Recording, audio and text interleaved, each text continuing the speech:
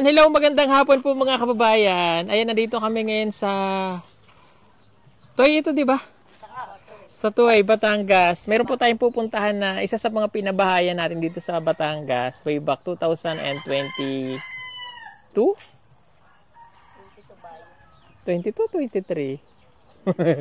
Basta yun po, alam ko 2022. Yung tinutukoy ko po yung bahay ni Tatay Carlito. That was sa 2022 nga. Tama. O, tama, 2022. Ayan, yung una ba? Pangalawa. Isa, dalawa. Pangatlo sa mga napabahayan natin dito sa, ay hindi, pang-apat. Hindi ko na matandaan. O tapos, nakita namin yung bahay niya. Yan, ilalagay ko na lang sa screen. Sorry po, di po yung mata ko. Halika, puntahan natin. At na-miss ko sila, oh. Ayan, oh. Alam nyo po, nung unang punta ko dito, itong puno ng nyug na ito hanggang dito. Napiki pa po ako nung may-ari dahil ang sabi niya sa akin, ito daw nyug na ito ay dwarf. Ay, bakit ganito? Lumaki pa sa akin. Ayan, pati ito, maliit pa ito dati. Kinakain nyo ba? Ito yung... Ay, di sir, ba? Tatakot kami. Tampis, kinakain to, di ba? Oo, sabi niya kinakain. Hindi ko alam. Kinakain yan. Oo, mamaya kakainin ko. Humapdi yung aking mata. Ha? Sa sunblock, no? Oo, ito po yung bahay na yun. Ayan. Ang pinabahayan natin ng si Tatay Carlito. Kaya lang, wala daw si Tatay Carlito dito. Nasaan si Tatay Carlito? Nagtatabas daw ng tubo. Yun kasi yung hanap buhay niya. Tao po. Hello po. Wala pong tao. Ala, sarado. Sarado po ba? Hindi naman. Hi. Oo nga. May bahay na. Ay. Ayun, wala pong tao pero bukas naman. Pwede naman daw po. Titingnan ko lang. Pwede naman kami pumasok, ano? O, sige. Pwede po. Magpa-flashback muna ako ng aking memory. Ayan, maganda pa rin naman siya. Kaya lang, syempre, ilang taon na nga rin. Ade. Oo, ilang taon. Oo. Kuya Carlito, papasok na ako. Bahala ka. Ayun, wala na yung yung upuan namin dati dito. May upuan kami dito nakalagay. Nasaan na po yung upuan niya? Hindi, baka nasa Cebuana, Sa tagal na, baka hindi pa, ano nangyari sa bahay niya? May nakasabit. Wala nangyari sa bahay ni Kuya. Ano nangyari sa bahay ni Kuya ni Kuya Carlito? Naging ganire. Siguro sa kabisihan. Hindi niya na, pero buong-buo pa rin. Okay. Ang CR, medyo na. Pero buo pa yung mga pinto. Yung lang. Sorry, Kuya Carlito, ha. Binalikan ko lang yung yung bahay. Ito, okay pa, buo pa. Kaya lang dito nabakbak. Tapos, nagtambak-tambak na ang kanyang anong nangyari kay Kuya Carlito sa niya. Siguro dahil hindi po kumbaga hindi nalilinis at walang babae kasama, ay yun ganun talaga mapapabayaan. Pero ayan. Kakaalis lang ako pala. Kaya namin nakakilala si Seng. Namin may-ari ng lupa. Sayang, ay wala si Tatay Carlito. Kaya nga po. Baka nga sabi nga po, bumalik siya agad. Bawal yan, diga. Wala, hindi ba siya nag-asawa? Hindi, sir. Bakit? Ilan ba yung anak? Dalawa, Nasaan po yung dalawa nag-aaral? Nasaan ba yung isa? Yung panganay po, yung kasama niya pa na nabas. Ay, yung isa po. Nag-aaral na. Ay, yung isa hindi na nag-aaral. Si Chukong. Itong panganay. Kasama niya. Ay, di binata na. Binata na. Aba, di mamaya-maya pala may asawa na yun. Hindi na po ito nag-aral, nag-stop na? Ewan ko po. Ay, ba't ka hindi mo alam? Ikaw yung marites dito. Hindi. Joke lang. Sino po yung kapatid ni Tatay Carlito? Nag-aaral po yung isa. Ay, yung kapatid. Oo. Pero nag-aaral po yung isa. Nag-aaral po. Sila yung po ang hanap buhay. Nagagapa. Ay, sayang hindi natin naabutan. Saan kaya napapunta yung upuan niya? Bumalik. Oo nga. Kami po ay naging nasa Davao, kaya gayon. Oo nga, lagi ko nga nakikita sir. Lagi kayo nasa Davao. Oo, ayun niya. Napapabayaan niya yung bahay niya, ano? Basta wala natin babae. Walang babae. Basta lagi work. Eh di. Ganto pa naman ito, ano? Napabayaan. Parang sa sorin siya.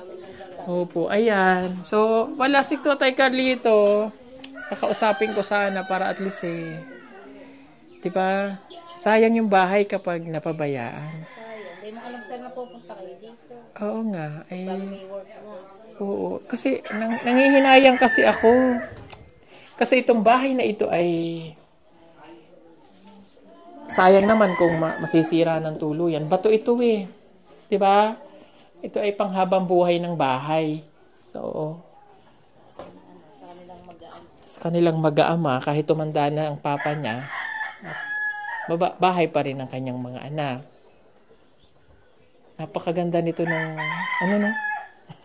Siyempre, bago po. Tapos, bago. Oo. Ang kukit pa naman ng mga bahay dito, ang liliit. Pare-parehas. So, kung wala po si Tatay Carlito, ay di mapapanood niya. Kamoy Kaya na lang ang mensahe sa kayo. kamoy nagagalit ako. Tatay Carlito, ikaw ha. Ako'y nanggigigil sa'yo. Joke lang. O yun naman baga. Kumbaga ay payong nagmamalasakit. Dahil Trabaho nga po. oo, ay kami naman, hindi naman kami naparito para ikaw kagalitan. Naparito ako para gusto kitang makita. At syempre para mabisita ko nga yung bahay. So kami naman ay nandito lang din para mag-guide. So sa tagal ba ng 2 taon, ay magkakaganon talaga yung bahay kapag hindi naalagaan. Pero kapag ito ay yung, kumbaga yung nalilinisan ng maayos, kahit mga lalaki ay magiging maayos. No? Oh. Mga kapitbahay. Pakisabi po kay Tatay Carlito. Nasaan ba yung kapatid? Ay, kapatid. Ikaw ate, halika nga. Gigigil ako sa'yo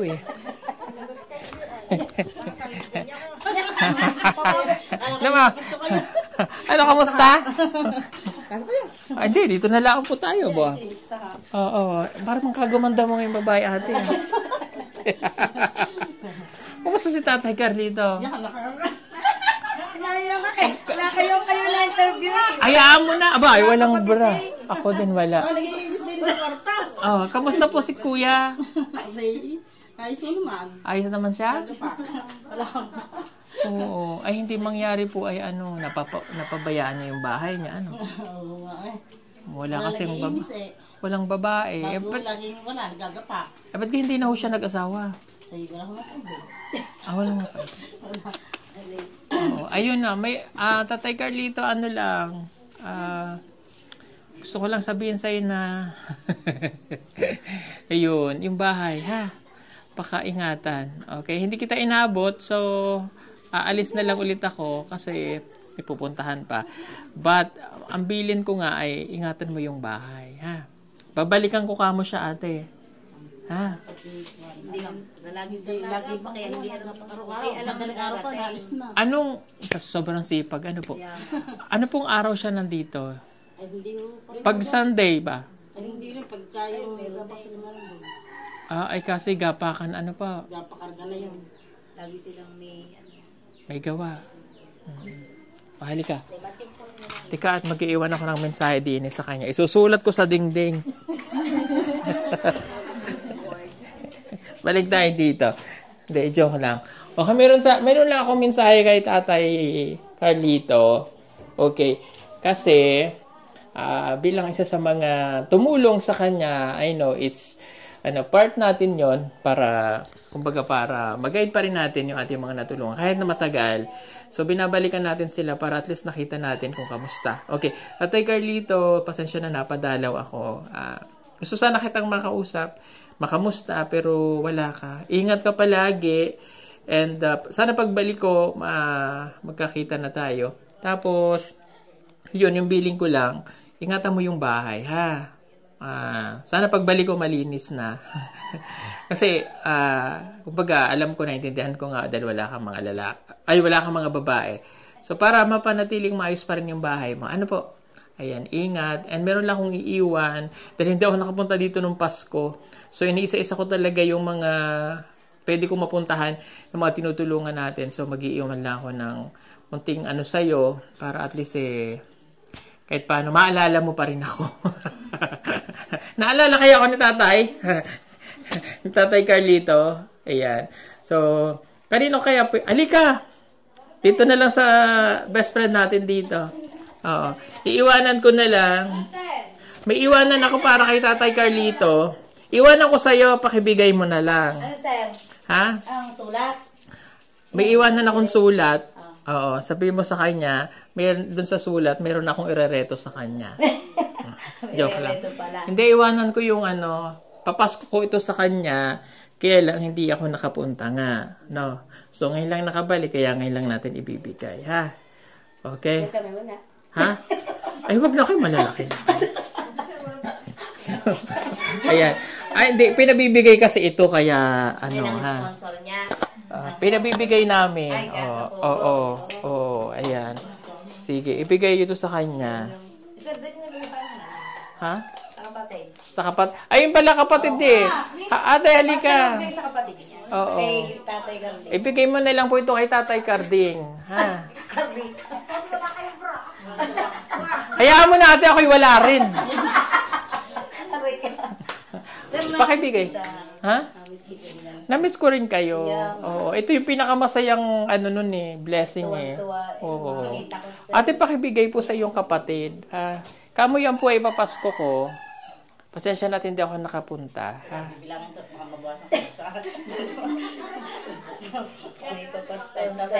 Ha? Aba, mali ang bilang mo ate. Hindi, joke lang po. Ayan. Pakibigay nila. Babalikan mo po ako, ha? Tapos, yung bilin ko nga, linisin niya po yung bahay niya. Kapag bumalik ako dito na hindi malinis ang bahay niya, ha? Lagot kayong dalawa sa akin.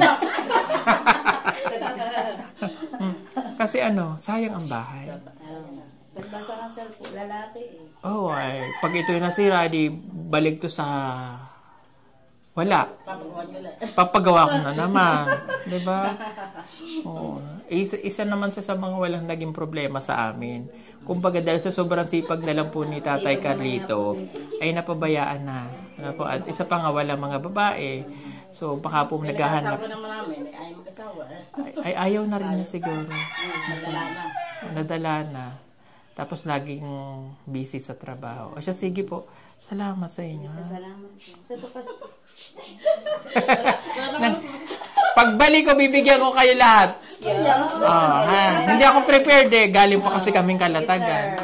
Babalikan mo ako weekend. Mga Sunday, ganyan. Sige, sir, Sunday. Basta pag hindi ngayon Sunday, susunod na linggo. Ha? Mag-message ka, mayroon naman ako dating sa Hindi iyo. naman kayo, sir, nasagot sa Ay, syempre, iba nasagot. Magpakilala ka. Sabihin mo, ikaw yung ikaw yung yung maritis dito. Paano lang ako, kaya gano'n. Kaya lagi. Ano sabi mo? Pwede mo naman i-Gcash sa kanila. Tapos, Oo, pwede naman. I-Gcash. Hindi ako prepared Galing kaming Kalatagan. Ha? Yan lang ay naalala ko. Oo nga, babalik ako. Kasi gusto ko nga siyang makausap. Kaya nga, sir. Hindi pwedeng sayang yung bahay. Wala naman siyang problema sa amin. Nakakatuwa makita ko kayo pagbukas pa lang. Wala naman naging problema si Tatay Carlito sa amin. Wala po. Kaya nangihinayang ako kapag napabayaan. At saka sabi mo, ibalik yung upuan dito. Ayun niya. Ibalik mo daw. Sabi mo, tubusin niya na sa Cebuana. Ba't nawala? Ikukuha na. Baka nahiram ng kapitbahay. O siya, sige. Salamat sa inyo. Babalik po ako at kakaya wala akong papasko sa inyo. Sana naman, sir. Oo naman. Kailan ka piyesta? Ay, may sir. Matagal pa. Abay. Wag na po at kakain lang. Oo. Tapos daw kayo na rin. Susumbong kita kay kuya. Panapan nga ako ng PB team. Kaya ako iniinip ko pag Oo. Masaya yung Christmas party. Ay, Christmas party. Yung ribbon cutting dito. Ribbon cutting tayo. Masaya yun eh. Saya kaya. Ito yung pinakamasaya noon. Kaya nga. Sayang yung bahay, aba. Lulungkot ka, sir. Nalulungkot ako pag siyempre, pag nakikita mo yung pabahay dati. Tamo, namutla na yan. Baka, sir, papatungan pa niya. Ang dami lagi mga bata. Papatungan pa sa siguro niya. Kaya inaayos niya. Madungis na ho ba naman tingnan yung datihang Oo. kulay? Ay, di kanya ho. Ang ganda-ganda nito noon. O, hala, sige ha. Salamat po. Babalik ako, promise ha. Sir, babalik daw ha. Babalik daw. Ha? Aba, wag mong bawasan yan. Pagbalik ko nga yung papasko ko sa inyo. Yan. Dilig niya, babalik daw. Oo, pagka naman sinabi ko, inabalik ako. Oo, marami. Sa dami nyo ba namang marites dito? Hindi, parang nakikita ko dito, sir. Oo nga. Bablog din. Kasama ko yun sa Davao.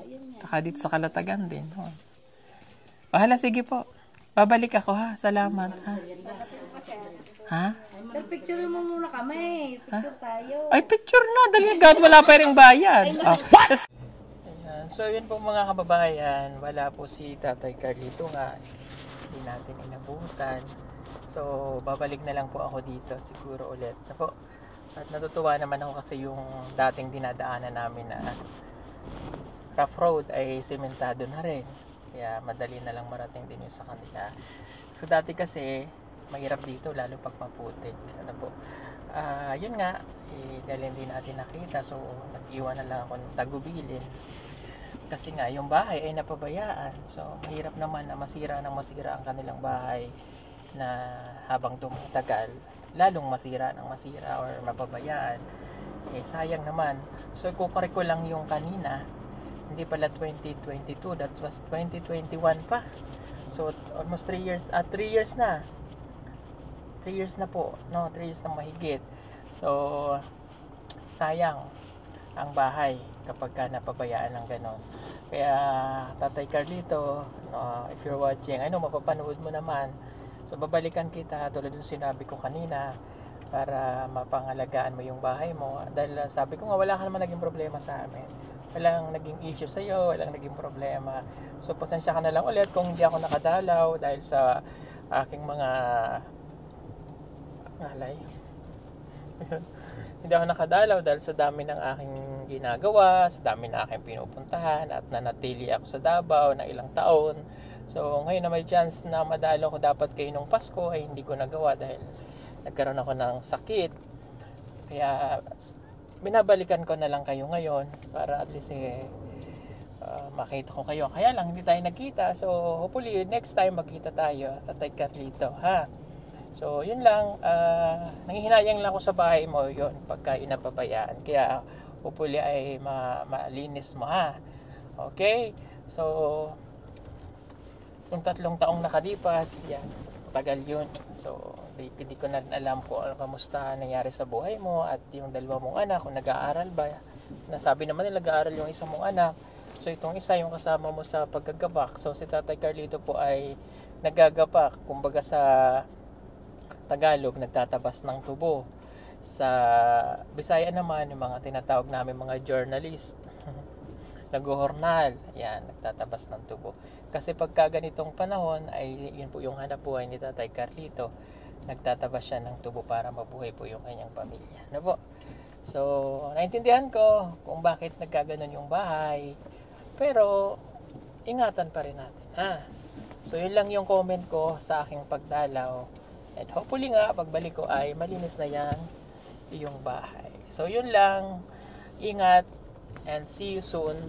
God bless sa iyo and your family. Bye-bye po. And thank you po mga kababayan sa lahat. So, yun nga. Kung gusto nyo mapanood pala, bago tayo matapos, gusto nyo mapanood, balikan, sino ba dun si Tatay Carlito, ayan, panoorin nyo lang po, search nyo lang po Gubyahero, Tatay Carlito, kung paano namin siya nakilala before. Ano po? Sige po, maraming pong salamat. God bless sa inyo lahat. Bye-bye.